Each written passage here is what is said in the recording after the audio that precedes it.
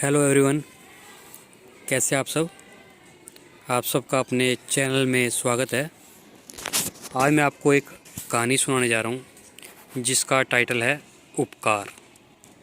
तो शुरू करते हैं।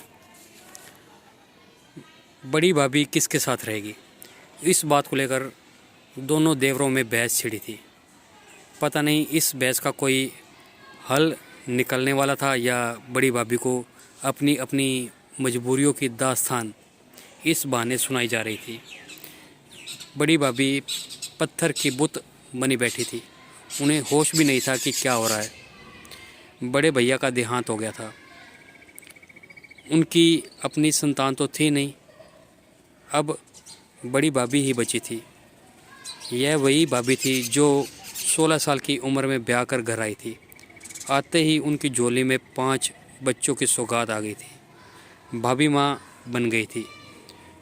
छोटा देवर कोई 3 साल का रहा होगा। उनके जन्म के समय ही सासू जी का देहांत हो गया था।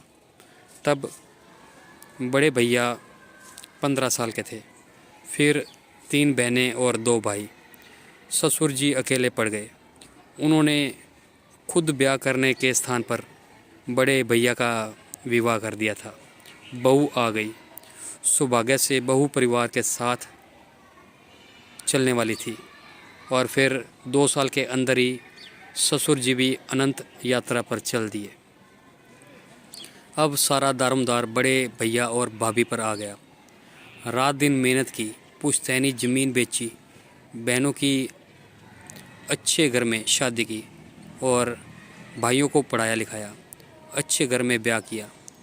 अब सब शहर में नौकरी कर रहे हैं, लेकिन चिंता और रात दिन की मेहनत बड़े भाई को लील गई, जिसने इनके लिए अपना जीवन दांव पर लगाया।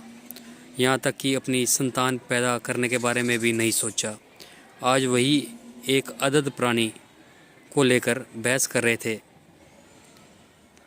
भाभी कमरे में बैठे सब सुन रही थी। मन में कुछ टूट रहा था। और फिर चलो भाभी से पूछते कि वो किसके साथ रहेगी, कहते हुए दोनों देवर देवरानी भाभी के कमरे की ओर चल दिए। देखा, भाभी कमरे में नहीं थी। अब ये कहाँ चली गई? भाभी, ओ भाभी। कोई जवाब नहीं मिला। पूरा घर ढूंढ लिया, कहाँ गई होगी।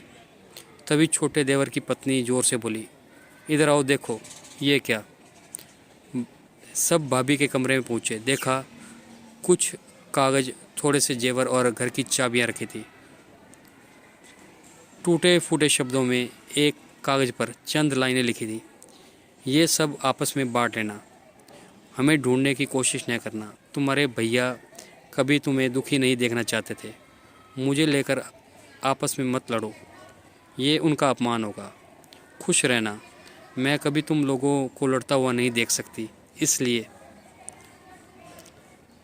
ये पढ़कर सबके चेहरे लटक गए और पश्चाताप उनके चेहरों पर दिखाई दे रहा था। भाभी का एक एक उपकार याद आ रहा था। तो आपको ये कहानी कैसी लगी? अगर पसंद आई है तो वीडियो को लाइक कीजिए, शेयर कीजिए और चैनल को सब्सक्राइब कीजिए। Thank you.